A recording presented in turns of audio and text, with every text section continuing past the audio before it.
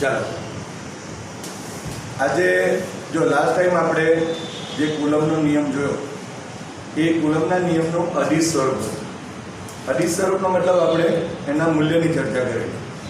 તો પહેલાં તો આપણે એ જે નિયમ છે એની પહેલાં ચર્ચા કરીએ, ત્યાર પછી એના જે સદિશ સ્વરૂપ છે એની ચર્ચા આપણે આજે કરીશું.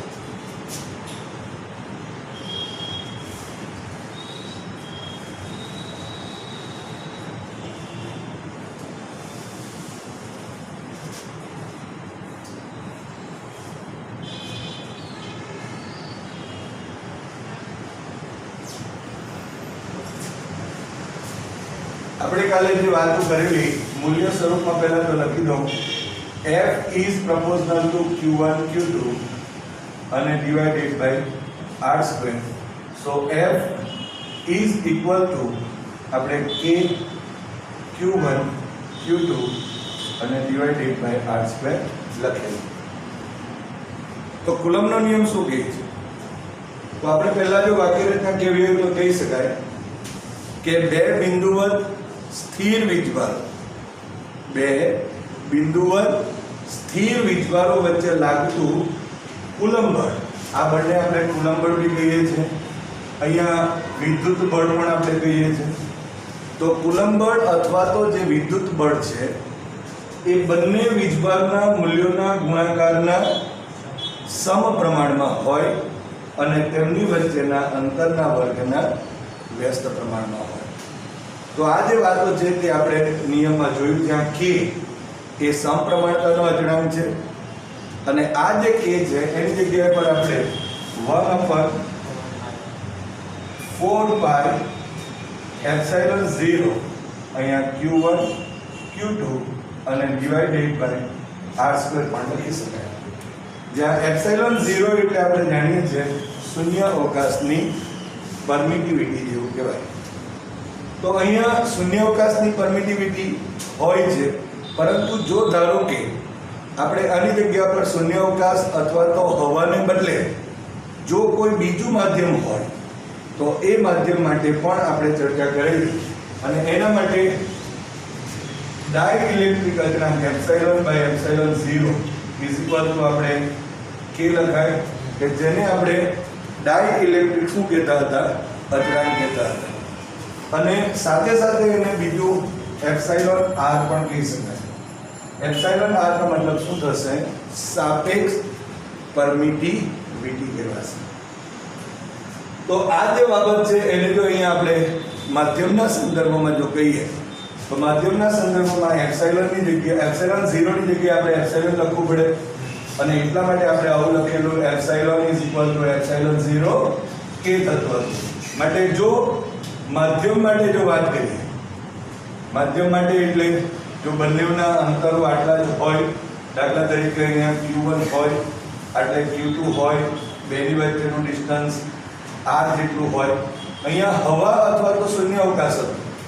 પણ માધ્યમ માટે એટલે કે બેની વચ્ચે કોઈ એક માધ્યમ આવી છે. આપણે એમ કીધેલું કે પાણીનું માધ્યમ હોઈ શકે, કેરોસીનનું માધ્યમ હોઈ શકે, કોઈ પણ માધ્યમ હોય તો તેનો એક ડાઇલેક્ટ્રિક અચળાંક હોય અને એ ડાઇલેક્ટ્રિક અચળાંક પ્રમાણે જો આપણે વિચારીએ તો અહીંયા ત્યારે લાગતું જે બળ છે, આ બે વીજભારો વચ્ચેનું અંતર બી તેજ, બંને વીજભારો બી તેજ, પણ માધ્યમ જો અહીંયા બદલાઈ જશે તો એના માટે લાગતું બળ Fn ઇઝ ઇક્વલ ટુ આપણે શું લખતા હતા અહીંયા 1/4π એપ્સિલોન q1 q2 અને ડિવાઇડેડ બાય r² જેટલો થતો હતો. બધી તેની તે જ બાબત છે. જો q1 q2 અને r² તેની તે પણ અહીંયા એપ્સિલોન લખતા હતા અને એટલા માટે આપણે અહીંયા લખી શકાશે 1/4π epsilon 0 into k q1 q2 અને ડિવાઇડેડ બાય શું થશે? r² જેટલો થશે.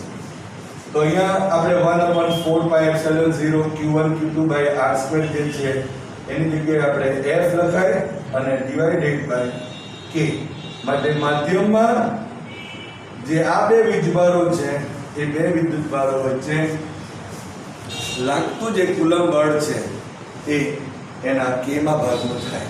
f શું બતાવે છે? જ્યારે હવામાં હોય અથવા તો શૂન્ય અવકાશમાં હોય ત્યારે લાગતું બળ છે, અને FM નો મતલબ જ્યારે કોઈ માધ્યમમાં હોય ત્યારે એના ડાઇલેક્ટ્રિક અચળાંકમાં ભાગનું થઈ જશે. તો આ બધી ચર્ચાઓ આપણે એના મૂલ્યોના સંદર્ભમાં કરી.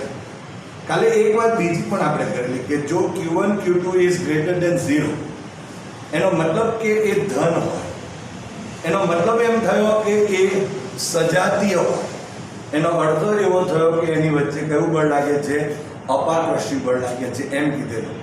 ત્યાર પછી Q1 into Q2 is less than જો 0 હોય તો એનો મતલબ ઋણ થશે, એનો મતલબ વિજાતીય થશે, અને વિજાતીય હોય તો એની વચ્ચે કયું બળ લાગશે? આકર્ષી પ્રકારનું બળ લાગશે. તો આપણે એની પણ આપણે ચર્ચાઓ કરીએ. આ જે બાબતો છે એને ખાસ ધ્યાનમાં એટલા માટે રાખવાની છે કારણ કે કોમ્પિટિટિવ એક્ઝામની અંદર આ જે બાબતો છે તે ઘણી બધી આવે છે. ઓકે, તો આજે આપણે જે કુલમ્બનો નિયમ છે એનું સદિશ સ્વરૂપ વિશે ભણીએ. બરાબર? તો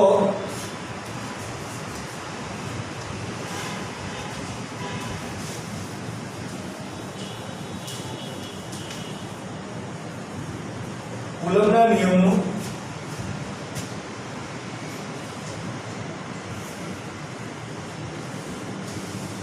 સદિશ સ્વરૂપ. અહીંયા સદિશ સ્વરૂપની જ્યારે ચર્ચા કરીએ ને ત્યારે એક વાત આપણે અત્યારે જે વાત કરી કે આકર્ષી અને અપાકર્ષીની જરાક એક વાત કરી દો. ત્યાર પછી આપણે સદિશનો જે સરવાળો થાય એ કેવી રીતે થાય છે એ પણ આપણે જાણીએ છીએ, પણ એની પણ આપણે થોડીક એક વાત કરીએ અને પછી આપણે આપણી જે થિયરી છે એના ઉપર ચર્ચાઓ કરીશું. જો થિયરીઓ પણ ઇઝી છે, તો મેં ઓલવેઝ ફિઝિક્સની અંદર એક વાત કરું છું અને તે છે કન્સેપ્ટ.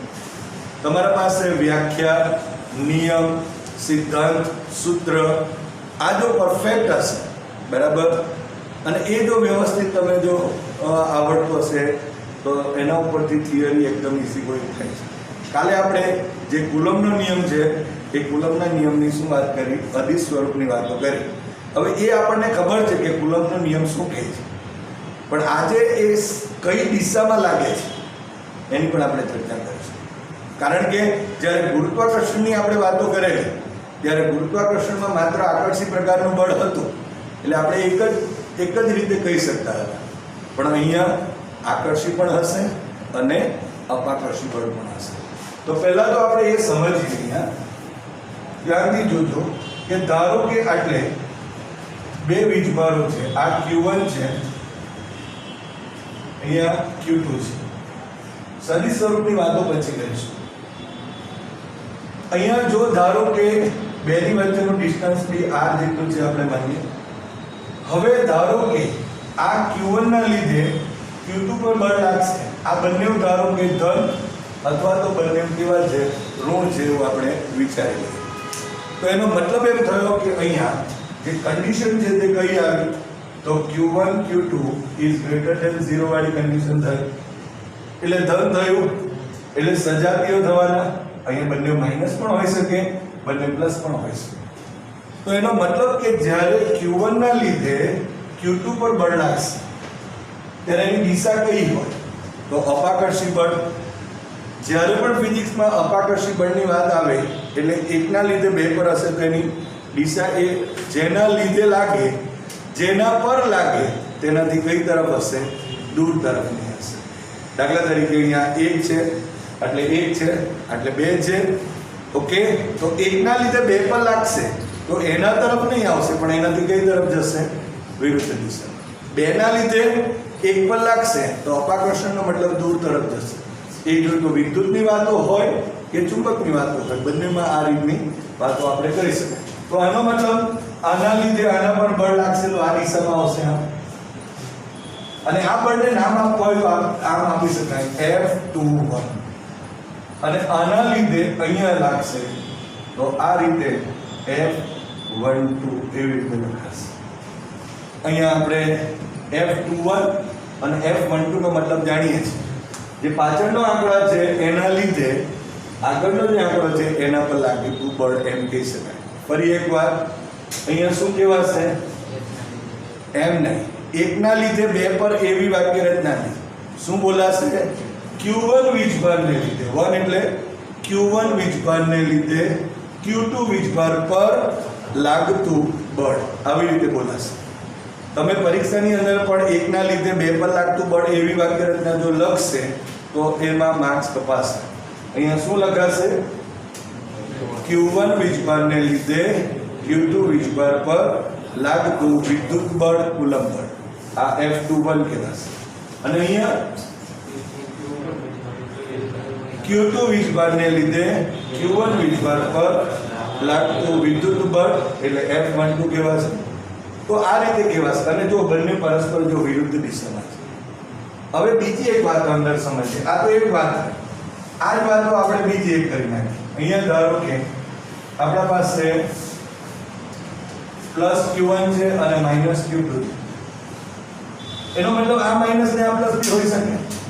અને એટલા માટે આપણે લખતા હતા કે Q1 Q2 નો જે ગુણાકાર છે તે લેસન શું થશે? 0.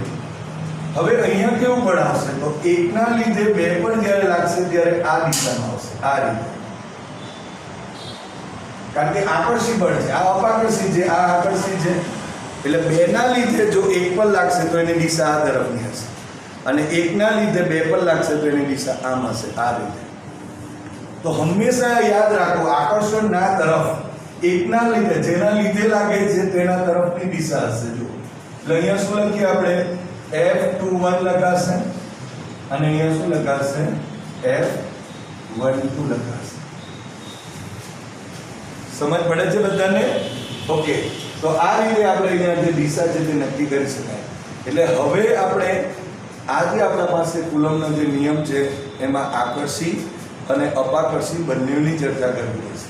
પણ આપણે સૌપ્રથમ સદિશના સ્વરૂપમાં કેવી રીતે લખી શકાય અને તમે જોઈ શકો છો કે એકના લીધે પહેલા વીજભારને લીધે બીજા વીજભાર પર જે લાગતું બળ છે તે, અથવા બીજા વીજભારને લીધે પહેલા વીજભાર ઉપર લાગતું જે બળ છે એના મૂલ્યો એ સમાન હશે, પરંતુ કઈ દિશામાં હોય?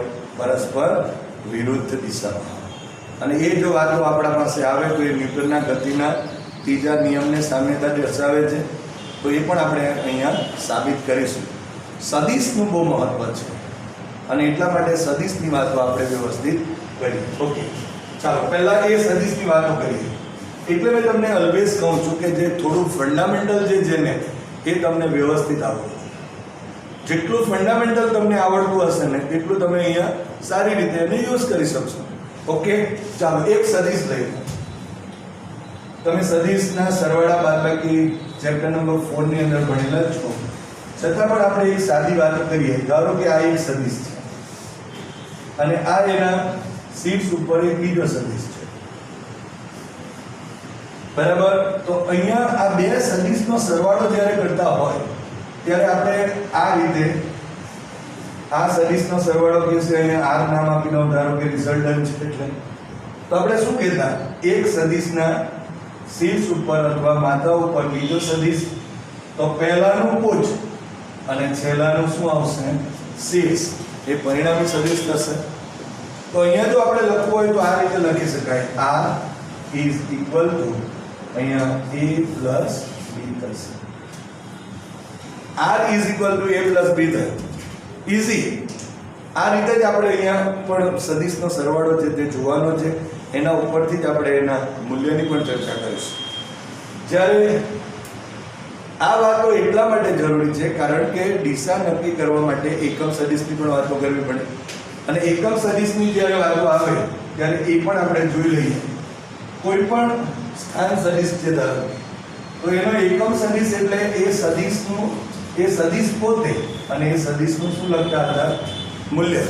અને એનો જે ગુણોત્તર હોય તો એને શું કહી શકાય? આપણે અહીંયા એકમ સદિશ લખીએ. તો આ રીતે આપણે કહીએ જે ફંડામેન્ટલ છે એની ચર્ચાઓ કરી. હવે આપણે આ જે કુલમનો નિયમ છે એનું સદિશ સ્વરૂપ આપણે જોઈએ.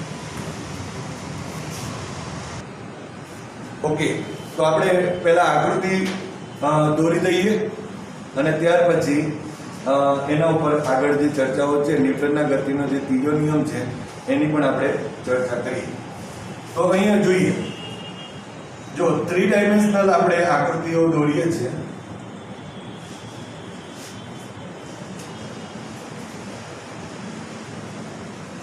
ધારો કે અહીંયા x y અને અહીંયા z આ ઉગમ બિંદુ O લખી લઈએ. અહીંયા પ્રોપરલી અહીંયા ધ્યાન આપજો. આટલે વીજભાર એટલે Q1 છે, અહીંયા વિદ્યુતભાર Q2 છે. આ વિદ્યુતભાર Q1 નો સ્થાન સદિશ જે છે એને આપણે R1 નામ આપીશું, સદિશ R1. અને અહીંયા આ જે વિદ્યુતભાર છે એને આપણે R2 કહીશું. હવે અત્યારે તમે જોઈ શકો છો કે આ પ્લસ છે ને આ પ્લસ છે, એનો મતલબ એમ થયો કે બેની વચ્ચેનું ડિસ્ટન્સ એટલે આ થશે આ. પણ આના લીધે Q1 વીજભારને લીધે Q2 વીજભાર પર લાગતું જે બળ છે એ તો આ તરફનું હશે, અને એ જે બળ છે એને આપણે F21 વડે દર્શાવી છે. આ જો અહીંયા બતાવેલું છે. અને બીજી એક વાત કહીએ તો એનો મતલબ કે આ સ્થાન સદિશ પણ અહીંયા બનશે, બેની વચ્ચેનું ડિસ્ટન્સ આ થવાનું આ રીતે. અને એ જો લખીએ તો R2 અને 1 લખી શકાશે. તમે R21 લેશો કે R12 લેશો, બંને વચ્ચેનું ડિસ્ટન્સ જે છે તે સેમ, બંને વચ્ચેનું અંતર તો સરખું રહેશે, પરંતુ દિશા કેવી થઈ જશે? અલગ અલગ થશે. તમે જોઈ શકો છો, આટલે જોઈ શકાય. આ Q2 છે, અહીંયા Q1 છે. Q2 વીજભારને લીધે Q1 વીજભાર પર લાગતું બળ એટલે આ દિશામાં આવશે. એટલે અહીંયા F શું લખાશે? 12 લખાશે. એનો મતલબ શું થયો કે જો તમારે R12 લખવું હોય, R12 લખવું હોય તો એની દિશા આ તરફની હશે. R12 છે. સમજ પડે છે? ઓકે. તો આ R21 કે જેની દિશા આમ છે અને R12 જેની દિશા આમ છે, એનો મતલબ એમ થયો કે R12 અને R21 સદિશ જે છે એ પરસ્પર કઈ દિશામાં છે? વિરુદ્ધ દિશામાં છે.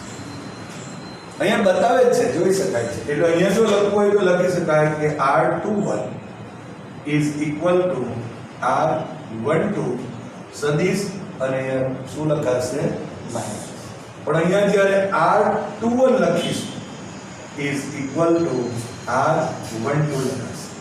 તમે આ રીતે પણ લખી શકો, આમ સદિશ લખી દો અને પછી માનાંક દર્શાવો તો પણ કોઈ વાંધો નથી. એટલે R21 is equal to R12 આવી રીતે આપણે લખીશું. તો આ રીતે આપણે અહીંયા આકૃતિ પરથી ચર્ચાઓ કરી શકાય. જો થોડું વર્ણન જો લખવું હોય તો કહી શકાય કે આકૃતિમાં દર્શાવ્યા મુજબ કાર્ટેશિયન પદ્ધતિ x y અને જે z માં ઉગમ બિંદુ O ને અનુલક્ષીને જે વિદ્યુતભાર Q1 નો સ્થાન સદિશ R1 અને અહીંયા Q2 વિદ્યુતભાર છે એનો સ્થાન સદિશ કેટલો છે? R2 જેટલો છે. આ બે વચ્ચેનું જે ડિસ્ટન્સ છે તેને આપણે small r is equal two R21 અથવા તો R12 પણ કહી શકાય. બરાબર. અને એના ઉપરથી આપણે એના પર લાગતા જે બળો છે એની દિશા પણ બતાવેલી છે. અત્યારે બંને ધન અથવા તો બંને ઋણ લીધેલા છે. જો અહીંયા આપણા પાસે +Q1 અને અહીંયા +Q2 છે અને આનો સ્થાન સદિશ R1, અહીંયા સ્થાન સદિશ R2 આપણે વાત કરી તે પ્રમાણે. હવે જો ધારો કે અહીંયા વિચારીએ કે આ જે સદિશ છે એ સદિશના શીર્ષ ઉપર આ બીજો સદિશ છે, તો પહેલાનું પુચ્છ અને છેલ્લાનું શીર્ષ એટલે પરિણામી સદિશ થશે R2. પર આના ઉપરથી આપણે આકૃતિ પરથી લખી શકાશે કે આકૃતિ પરથી R2 is equal to શું લખાશે? R2 is equal to R1 plus R21 થશે. ઓકે. અને એટલા માટે આપણે R21 જોઈએ છે, તો R21 સદિશ is equal to R2 minus શું થશે? R1 થશે. તો આ જે આપણા મળે છે એ અહીંયાથી Q1 થી Q2 જે સદિશ છે એની દિશા સાથે આપણને R2 minus R1 મળે છે. હવે આનું મૂલ્ય જો લેવું હોય તો અહીંયા r21 સદિશ નો માનાંક એટલે એનું મૂલ્ય થયું એને આપણે r21 પણ લખી શકાય અહીંયા is equal two r2 minus r1 અને એનો માનાંક આપણે લખી શકીએ માટે અહીંયા જો લખવું હોય તો r21 કેરેટ એટલે એકમ સદિશ થયો તો એ સદિશનું મૂલ્ય એ સદિશ પોતે એટલે સદિશ ડિવાઇડેડ બાય r21 થશે ને તો અહીંયા જો આપણે લખવું હોય તો લખી શકાશે ઇઝ ઇક્વલ ટુ અહીંયા r2 માઈનસ r1 આ સદિશ છે અને divided by r2 minus r1 અને એનો માનાંક બરાબર શું થશે r21 કેરેટ કરે તો આ રીતે આપણે એકમ સદિશની ચર્ચા કરી શકાય હવે ધારો કે જો આપણે અહીં r12 માટે વાત કરીશું આ r12 માટે તો આ જો r21 ની દિશા આ તરફની છે અને r12 ની આ તરફની એટલા માટે આપણે લખી દીધું r21 is equal two minus r12 સદિશ લખાશે આની અંદર પણ એવું જ છે જો r12 સદિશ લખીશું તો માઈનસ શું લખાશે r21 લખાશે મૂલ્યો સરખા છે એટલે કે મૂલ્ય અહીંયા q1 અને q2 ની જે વાતો આપણે r12 માટે કરીએ કે r21 માટે કરીશું બંને માટે ડિસ્ટન્સ તો સેમ જ રહેશે પણ દિશા જુદી થશે અને એટલા માટે સૌપ્રથમ આપણે જો લખીએ અહીંયા વાક્યરચના વ્યવસ્થિત આપણે લખવી પડશે અહીંયા શું લખીશું કે q1 વિદ્યુત ભાર ને લીધે q2 વિદ્યુત ભાર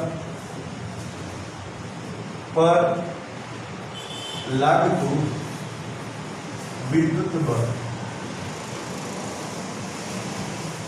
અહીં તમે સૌપ્રથમ જો એક વાત કહી દો અહીંયા કે q1 વીજભારને લીધે q2 વિદ્યુત ભાર પર લાગતું બળ એમ પણ વાક્ય રચના લખી શકો અથવા તો q2 વીજભાર પર q1 ના લીધે લાગતું વિદ્યુત બળ છે એવું પણ આપણે લખી શકીએ કોઈક વાર કુલમ બળ એ રીતની પણ વાક્ય રચના લખી શકાય તો અહીંયા શું થશે તો F21 is equal to આપણે સૌપ્રથમ k થી લખીશું k q1 q2 અને ડિવાઇડેડ બાય બે ની વચ્ચેનું ડિસ્ટન્સ છે એટલે r21 એનો વર્ગ થશે ઓકે અને અહીંયા શું લખાશે r21 અને કેરેટ લખાશે તો અહીંયા જે વાક્ય રચનામાં આપણે લખ્યું છે એમાં r21 કેરેટ આખાનો વર્ગ થયો સો અહીંયા જો આપણે f હજુ પણ 1/4πε0 ના સ્વરૂપમાં લખીશું કારણ કે અહીં આપણે જે માધ્યમ લીધું છે તે હવાનું છે અથવા તો શૂન્ય અવકાશનું માધ્યમ હોય અને જો ધારો કે એવું હશે કે કોઈ બીજું માધ્યમ હશે કોઈ બીજું માધ્યમ હોય કે જેનો ડાઇલેક્ટ્રિક અચળાંક k જેટલો હોય તો આપણે જાણીએ છીએ કે જેટલું હવાના માધ્યમમાં આપણને વિદ્યુત બળ મળે છે એના કરતાં k માં ભાગનું એ માધ્યમની અંદર વિદ્યુત બળ મળશે તો અહીંયા q1 q2 અને divided by r21 whole square અને અહીંયા r21 કેરેટ થશે તો આ રીતે આપણે અહીં જે લાગતું વિદ્યુત બળ છે એને દર્શાવી શકાય હજુ પણ આપણે અહીં આ જે બધી કિંમતો જે મૂકીએ તો અહીંયા એનું ઘન સ્વરૂપ પણ આપણે મેળવી શકીએ છીએ અહીંયા આપણે વર્ગના સ્વરૂપમાં ચર્ચાઓ કરીશું પણ આ રીતે લખવું હોય તો પણ લખી શકાય અહીંયા F21 is equal to 1/4πε0 q1 q2 divided by અહીં લખી શકાશે r2 સદિશ માઈનસ r1 સદિશ માનાંકનો શું થશે અહીંયા વર્ગ થયો આ એનું મૂલ્ય થશે બરાબર છે અને અહીં આપણે લખીશું r2 માઈનસ r1 આ સદિશ છે ડિવાઇડેડ બાય r2 સદિશ માઈનસ r1 સદિશ નો માનાંક તો આ એનો એકમ સદિશની વાતો થઈ તો અહીંયા આ રીતે પણ આપણે દર્શાવી શકાય સો F21 F21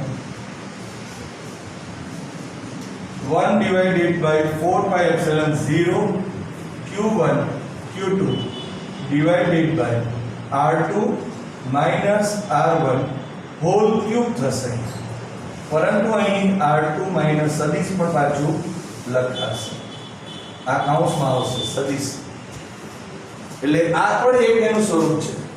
આપણને લાગે છે કે આ તો મૂલ્ય જેવું જ લાગે છે, પણ મૂલ્ય નથી, આ એનું સદિશ સ્વરૂપ છે. તો આ જ રીતે 1 2 ને પણ આપણે એટલે કે અહીંયા Q2 વીજભારને લીધે Q1 વીજભાર પર લાગતું જે બળ છે એને પણ આ જ રીતે દર્શાવી શકાય. આ એક થોડીક વધારાની વાતો આપણે કરી છે. હવે આના જેમ જ આપણે ઊંધું લખીએ કે Q2 વીજભારને લીધે Q1 વીજભાર પર લાગતું બળ કેટલું હશે, જેની દિશા આપણે દર્શાવેલી છે. એટલે અહીંયા જો લખીએ તો શું લખાશે, આ ફર્સ્ટ પોઈન્ટ આપણે લખીએ, આ સેકન્ડ પોઈન્ટ જો લખવો હોય તો Q2 વિદ્યુત ભારને લીધે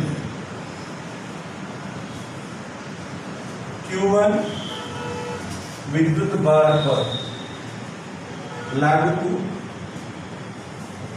વિદ્યુત બળ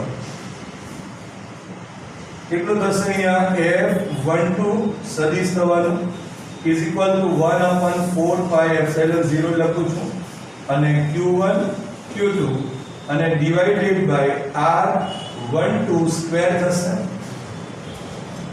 અને અહીંયા R12 અને કેરેટ લખાશે. તો આ જે બાબત આપણે લખી તે Q2 વીજભારને લીધે Q1 વીજભાર ઉપર જે લાગતું બળ છે એની ચર્ચા કરીએ છીએ. હવે આપણે અહીં જાણીએ છીએ કે R12 is equal to અહીંયા R21 છે. R12 અને R21 બંને સેમ છે, કારણ બંને વચ્ચેના ડિસ્ટન્સ તો સેમ છે, પરંતુ અહીં આપણે એમ લખી શકીએ કે R12 caret is equal to minus R21 caret. Okay, એટલે એનો મતલબ શું થયો કે આ જે આપણી પાસે જે કિંમત આ કેરેટ સદિશની દિશા આ બંને પરસ્પર વિરુદ્ધ દિશામાં છે, માટે માઈનસ નિશાની કરી તમે સદિશ પણ લખી શકો, આ રીતે પણ લખી શકો.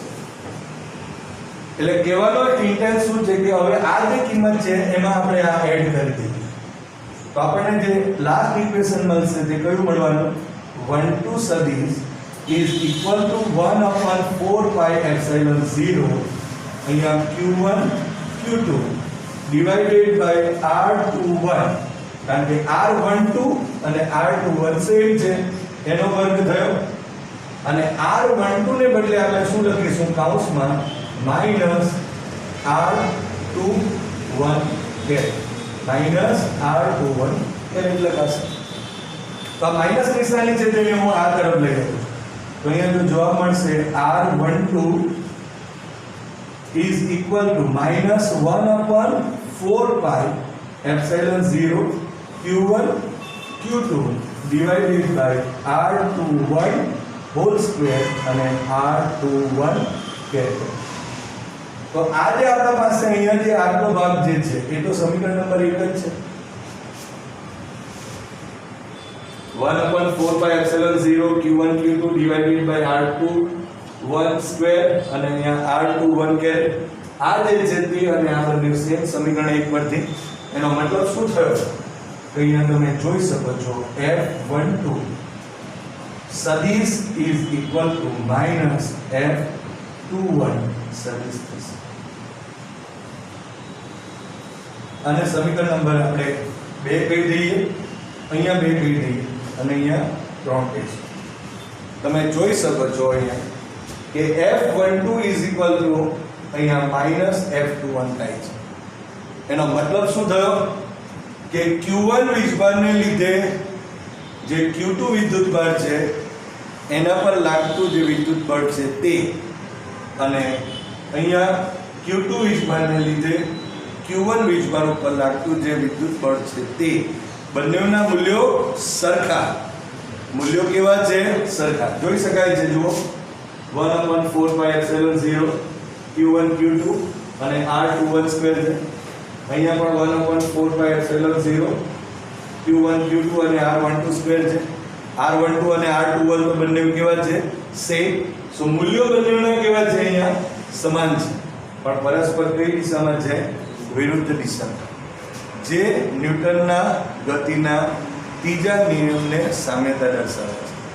હવે અહીંયા જે આપણે જે સાબિતી મેળવી છે એની અંદર એક વાત બીજી પણ ઉમેરી દઈએ કે એકના લીધે બે પર ને બેના લીધે એક પર લાગતા બળના મૂલ્યો સેમ, પરસ્પર વિરુદ્ધ દિશામાં છે.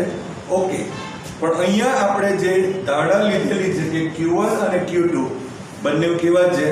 ધન છે, અથવા તો બંને કેવા છે? ઋણ છે, એમ કહી શકાય. એટલે અહીંયા અપાકર્ષણની આપણે વાતો કરી, પરંતુ આપણે જાણીએ છીએ કે આકર્ષી બળ પણ હોઈ શકે, તો ત્યારે દિશાના સંદર્ભમાં વાતો બદલાઈ શકે. પરંતુ આપણે જ્યારે કુલમ્બના નિયમની સદિશ સ્વરૂપની જ્યારે ચર્ચા કરીએ છીએ ત્યારે સદિશ સ્વરૂપની અંદર આ જે બાબત છે તેને ધ્યાનમાં રાખેલ છે. હવે ધારો કે કોઈ આકર્ષી બળ માટેની વાત આવે કે ધારો કે એક પ્લસ હોય બીજું માઇનસ હોય, તો એ વિજાતીય કહેવાશે. અને જો વિજાતીય વીજભાર હશે તો એના વચ્ચે લાગતું જે બળ હશે એની દિશા, બરાબર, લાગતું બળ એ આકર્ષી પ્રકારનું હોય અને એની દિશા અલગ અલગ આ રીતે આપણે દર્શાવી શકાય. ત્યારે r21 અને r12 ની દિશા છે તે અલગ થશે. એટલે આપણે દરેક વખતે એવું સમજી લેવાનું નથી કે આ ટાઈપની જ આકૃતિ આપણે દોરી શકીએ. અત્યારે આપણે શરૂઆતમાં શું લીધું છે કે F21 લીધું છે, એટલે Q1 વીજભારને લીધે Q2 વીજભાર પર લાગતું વિદ્યુત બળ લીધું છે.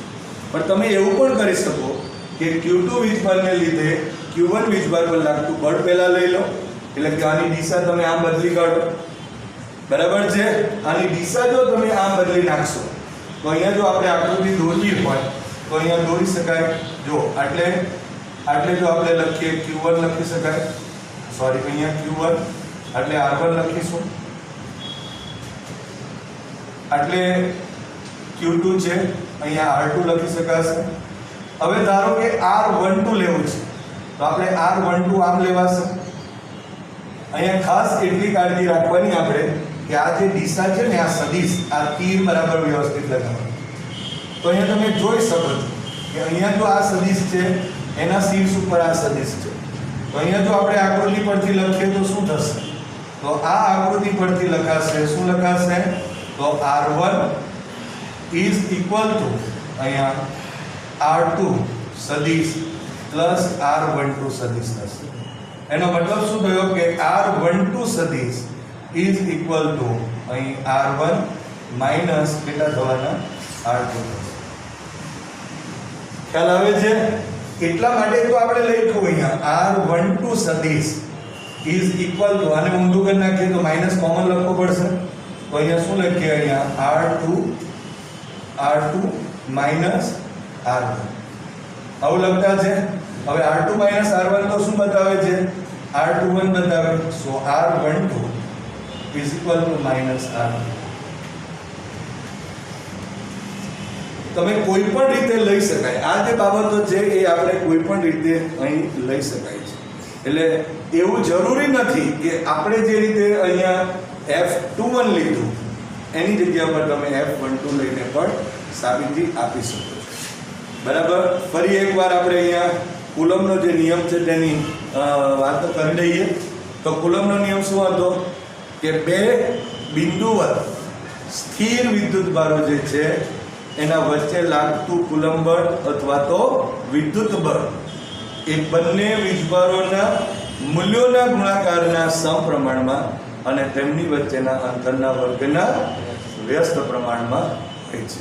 એને આપણે અહીં કુલમ્બનો નિયમ કહીએ છીએ. અને આ જે બધી બાબતો આપણે જોઈ એ અહીં સદિશ સ્વરૂપની છે.